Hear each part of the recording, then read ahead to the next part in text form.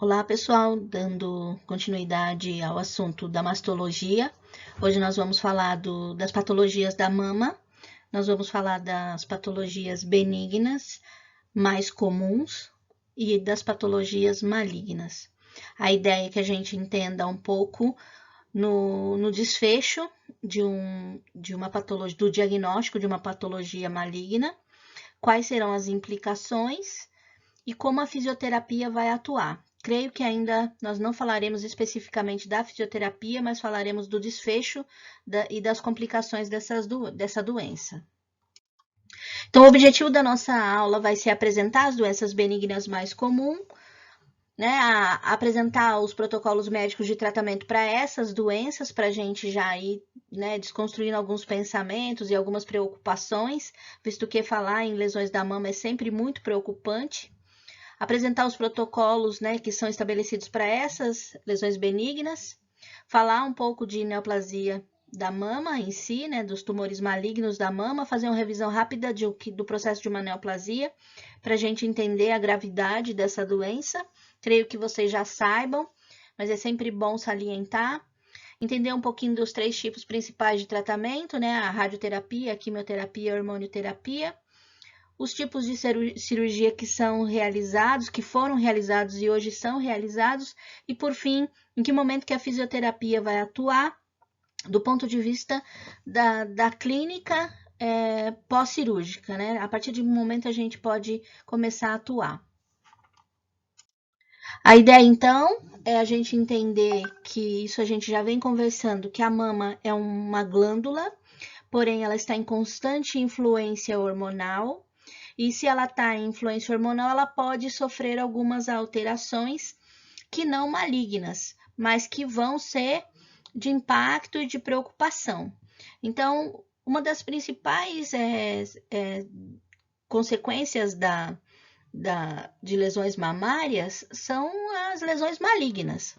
Mas antes disso, qualquer alteração na mama gera preocupação, gera ansiedade, o que estabelece a importância de uma detecção precoce e do diagnóstico adequado a partir da queixa, né? Então, a ideia é abordar alguns temas que são mais discutidos, mas existem mais doenças benignas da mama que eu não vou me ater.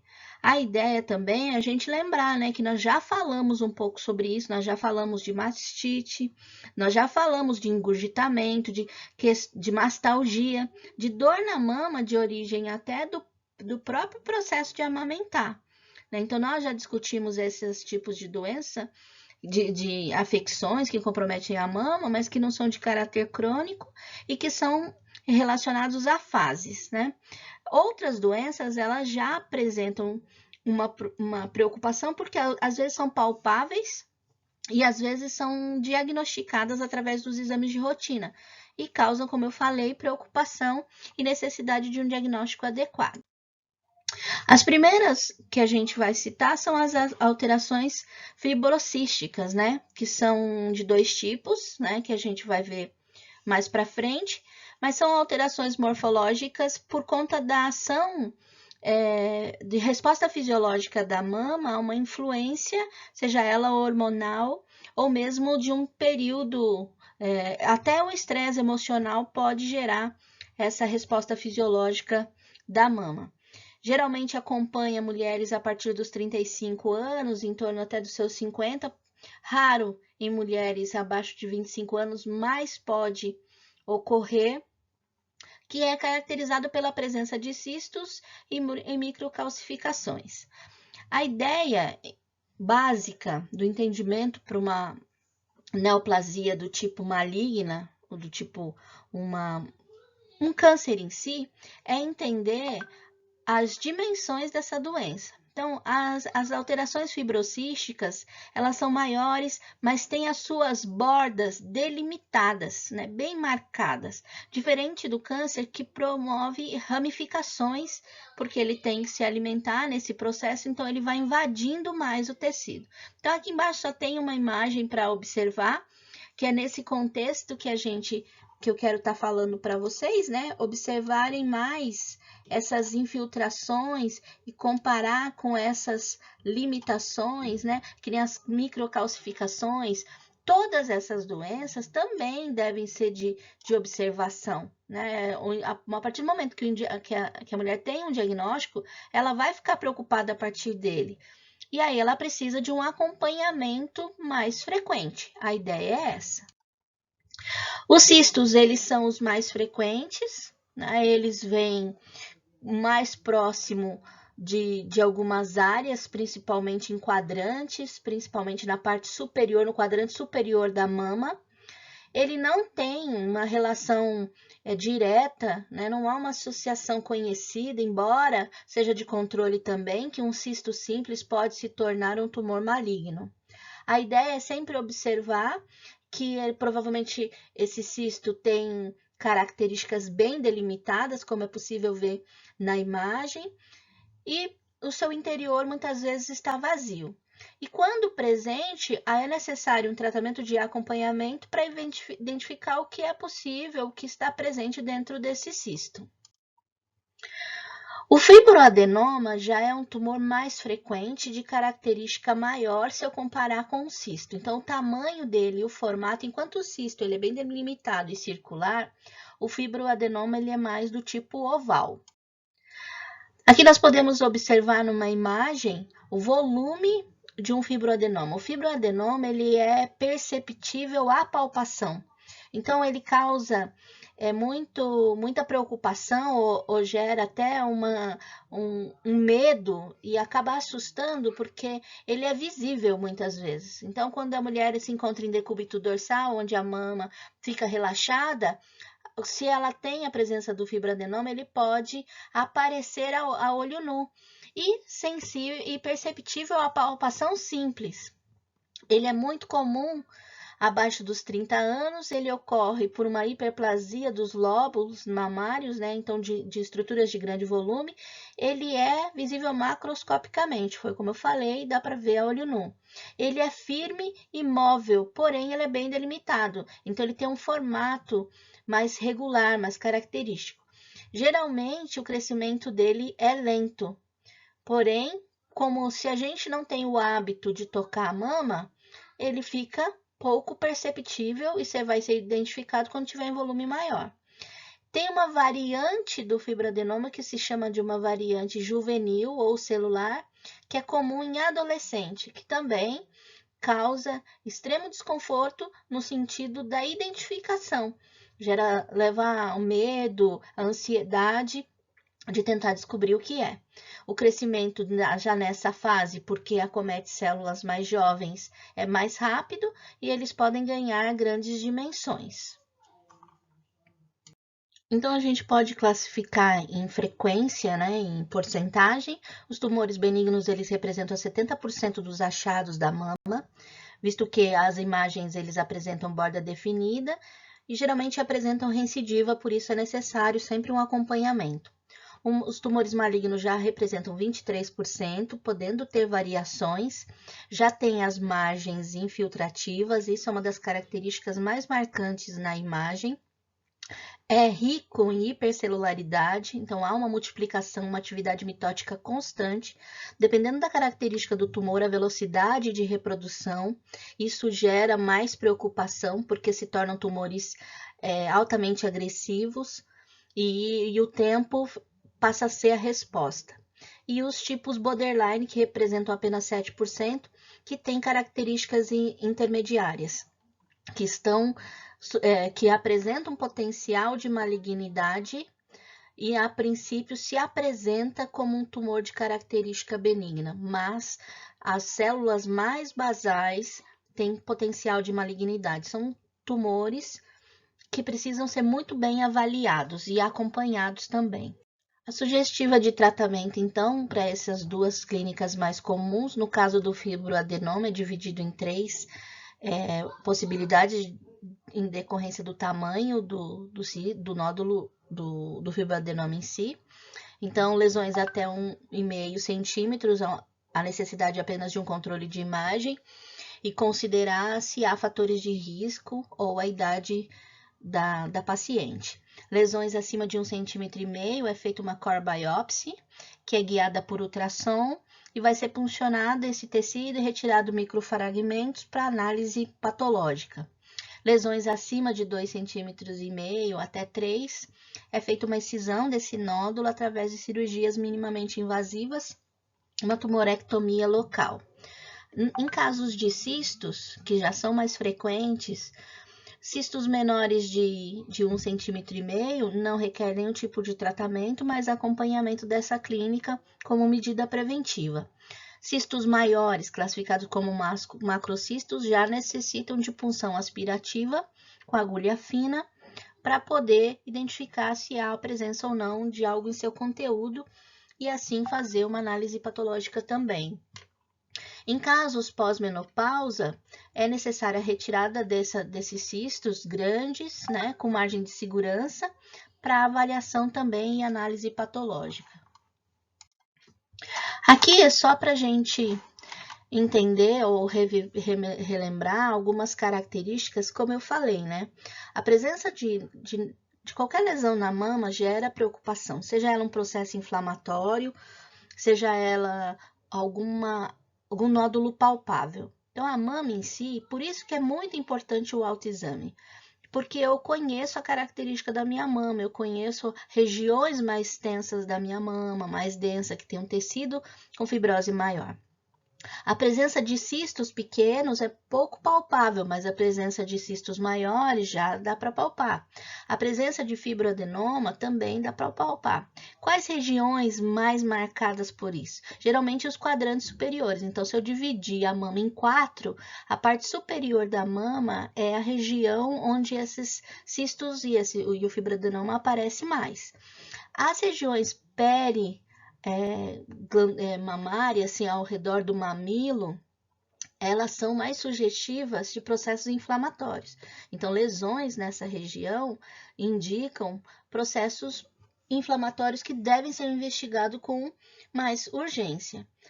É importante a gente sempre lembrar que os tumores benignos, eles são sempre bem delimitados, e os tumores malignos já são irregulares e exigem fixação. Então, sempre próximo da formação de um tumor maligno, há um processo inflamatório pela necessidade de irrigação para essas células no seu processo de multiplicação.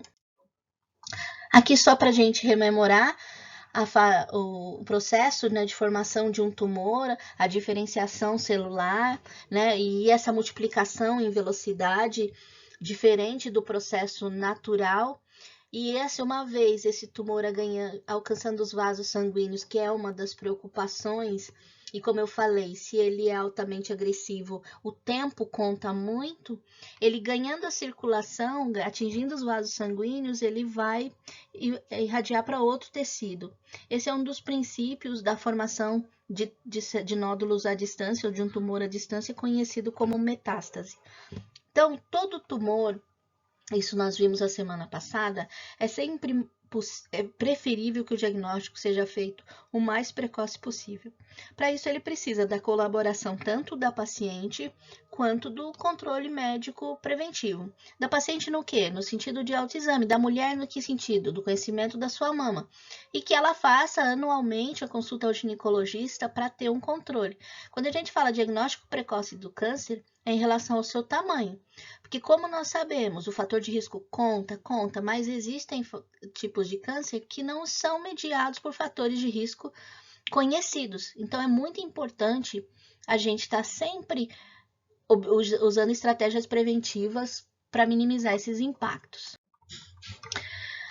Quando nós falamos de câncer de mama, nós falamos de tumores específicos. Então, os sarcomas, eles já são raros, e os carcinomas representam 98% dos casos. Eles são divididos em região, então são divididos em subtipos, e esses subtipos em regiões. Subtipo lobular e o subtipo ductal, que se divide ainda em típico, medular, coloide ou tubular. De onde nós estamos falando?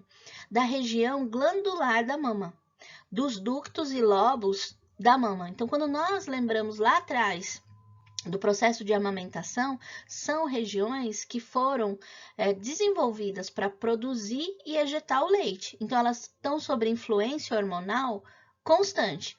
Então, uma diferenciação celular nessa região é uma diferenciação celular que vai estar sob influência hormonal, então vai ter uma velocidade de multiplicação diferente de outros tecidos. O carcinoma ductal, começam, né, o mais frequente é o carcinoma ductal in situ, onde o processo de multiplicação celular fica delimitado. Ele se mostra na imagem 2. Então, aqui eu tenho um processo, uma região ductal de ductos lactíferos normais, com os processos celulares normais. E aqui eu tenho um carcinoma ductal. Nesse momento, então, esse ducto lactífero agora vai produzir de forma desordenada um grande volume celular. Quando ele se fica in situ, ele não ganhou outras partes do tecido. Isso é extremamente importante no diagnóstico, até para a clínica de tratamento. Um segundo passo é o carcinoma ductal invasor. Aqui nós já estamos falando de um processo mais agressivo, onde há multiplicação acelerada das células e ganho para outros tecidos. Então, as células cancerígenas passaram pela barreira da parede celular e estão ganhando outros ductos e outros tecidos. E isso gera uma extrema preocupação por conta da velocidade de multiplicação e se caso ganhar o sistema sanguíneo ou a corrente linfática, isso vai dar em tumores metástase à distância. Em relação ao carcinoma lobular, para relembrar, né, uma parede normal, células organizadas e alinhadas, um processo de carcinoma lobular in situ, com grande volume de células agora em multiplicação, porém mantendo o território do tecido, e o carcinoma invasor, ele já vai ganhando redes de tecidos adjacentes. Então, a importância disso para o tratamento é sempre o estadiamento do tumor é que vai mediar qual clínica vai ser feita e qual o prognóstico da lesão. Ressaltando sempre, quando mais precoce a descoberta, melhor é o prognóstico e o plano de tratamento. Em relação aos carcinomas, o que a gente pode considerar sempre é a disseminação. A disseminação linfática vem em primeiro lugar, por conta da drenagem do membro superior e da presença da rede de gânglios nas axilas. Essa rede é extremamente importante para gerar até o prognóstico de doença, uma vez que se essas células ganham a circulação e mesmo a rede linfática, elas geram metástase à distância. Então, a gente tem um sítio primário, um tumor primário que a gente chama na mama e as suas possíveis metástases. O próximo a metástase seria os ossos, próximo pulmão, fígado, cérebro e rins. Quando se faz um diagnóstico de um tumor e identifica-se metástase, tem que ser feito um rastreamento, e esse rastreamento vai continuar por muito tempo, mesmo que o tumor primário tenha sido retirado, para verificar se não há presença desses sítios secundários. Então, essa mulher vai ser submetida a acompanhamento pelo menos por uns 10 anos. Então, é extremamente relevante entender esses processos e preocupante também do ponto de vista de diagnósticos tardios. O tratamento para o câncer de mama ele envolve algumas etapas, mas quem vai ser sempre mediado pelos exames, pelo estadiamento, pela característica do tumor e pela expertise dos médicos oncologistas que vão acompanhar essa mulher. Alguns tratamentos que a gente conhece de cunho comum são a cirurgia, a quimioterapia, a radioterapia e a hormonioterapia. Cada uma delas não há uma receita de bolo, mas há uma lógica para o tipo de câncer. Então, as mulheres, elas serão submetidas a cirurgias à medida que a característica do tumor, o tamanho dele, for estabelecido. As cirurgias já foram muito mutiladoras no passado. Hoje, cada vez mais se utiliza técnicas minimamente invasivas de modo a causar menos danos emocional e melhor recuperação para essas mulheres. Só aqui um breve relato histórico sobre como eram os tipos de cirurgia, onde nós chegamos hoje. Então, nós tínhamos a cirurgia de Halsted, que era uma cirurgia conhecida como mastectomia radical total, no qual era retirada a glândula mamária, a pele, os músculos e o esvaziamento axilar total, muitas vezes chegando a retirar pedaços do externo e mesmo da clavícula. Em alguns casos mais desesperadores, vamos chamar assim, chegou até se retirar o membro superior do lado afetado com o objetivo de prevenir metástase. Essas cirurgias eram extremamente mutiladoras e geravam impactos emocionais significativos na vida das mulheres. Outra evolução foi a Patten-Madden, que não melhorou muito no sentido de retirar-se ainda a glândula mamária e a pele e alguns gânglios linfáticos, porém se preservava a musculatura.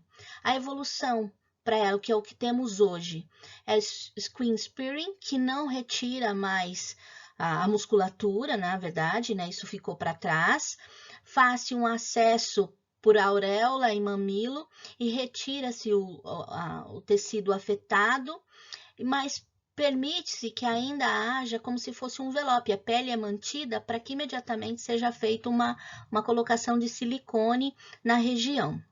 As cirurgias conservadoras ou as cirurgias minimamente invasivas são aquelas que conseguem identificar e delimitar exatamente onde está o tumor e aí é feito uma tumorectomia local. Quem vai ditar se as cirurgias ficarão squam ou cirurgias mais conservadoras é o tamanho do tumor, a clínica dele e o tratamento complementar, se quimio ou se radioterapia. Aqui a imagem mostra uma mastectomia radical do tipo Halsted, onde se retirava a glândula mamária total, a pele, os linfonodos axilares, peitoral maior e menor. A variação dessa técnica foi Patten-Madden, mas continuava sendo uma cirurgia invasiva, uma cirurgia de grande mutilação que causava graves aspectos emocionais para a paciente.